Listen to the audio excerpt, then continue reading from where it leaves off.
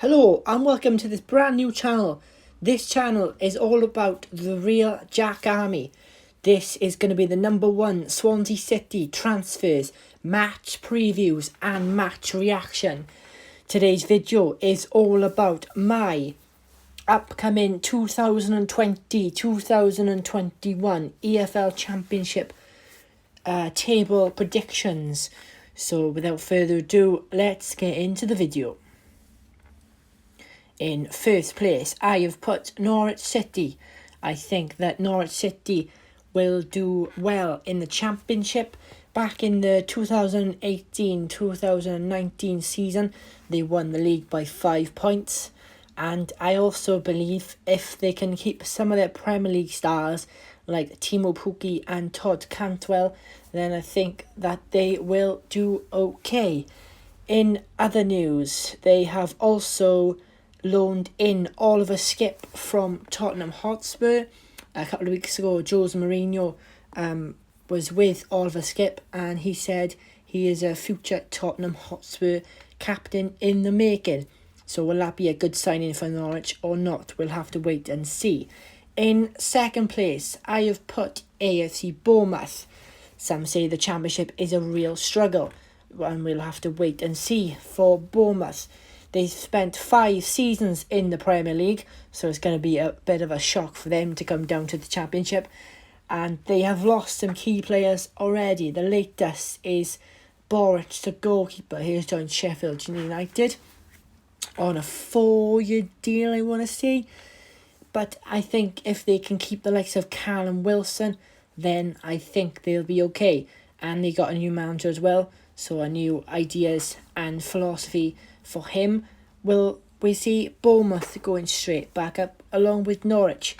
In third place, this is not going to be a surprise. Maybe they'll finish higher, but it's Brentford. If they can keep BMW, for those who are not familiar with the term, it's Benrahma, Mbabu, if I've said that right, and Watkins. Last season they scored 50 plus goals between them all, but then eventually losing out on the final to Fulham. In fourth place, I have put Watford. Like Bournemouth, they got a new manager as well. That was an odd one last season. They've still got Premier League players like of Dini, and Delafelu. But if they can keep hold of them, then I think they will go back up as well. But we'll have to wait and see if that is the case. In fifth place, I have put Nottingham Forest. Last season, they missed out on a playoff spot on the last day, and that's how Swansea City managed to grab that last playoff spot. So that was a bit of drama last season. Will we see more drama in the upcoming season with Nottingham Forest? We will have to wait and see. In sixth place, I have put Cardiff City. Last season, they've reached the playoffs, eventually losing to Fulham, with a new manager having a full season in charge after Neil Warnock left earlier on in last season. We will have to wait and see if he can repeat and get into the playoffs for a back-to-back season. In seventh, I have put Millwall.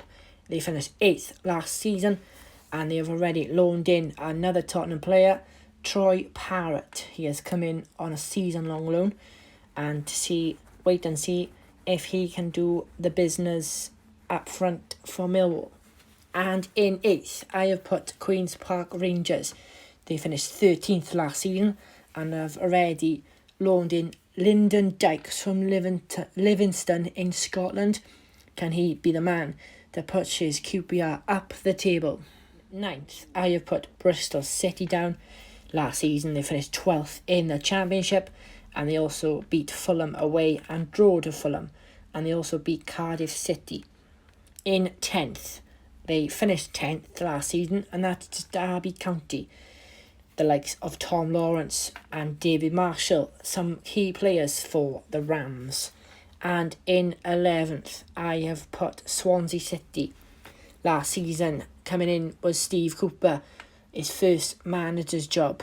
No one knew what he was going to be like as a manager, and he managed to, on the last day, to sneak in Swansea City into the Championship playoffs, eventually losing 3-2 on aggregate to Brentford, and Swansea City are in talks to sign Jamal Lowe from Wigan.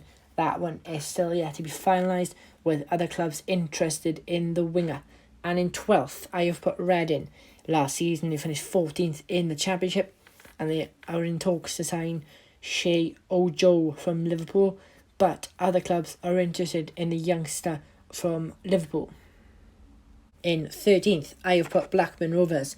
Last season they finished 11th in the Championship, and will they finally get to see Lewis Holtby, the former Hamburg and Tottenham player? In 14th, we have got a brand new team this season in the Championship, like you do all seasons, but Coventry. They won League One by 5 points, 34 games played, but due to the coronavirus, their season in League One got postponed after 34 matches.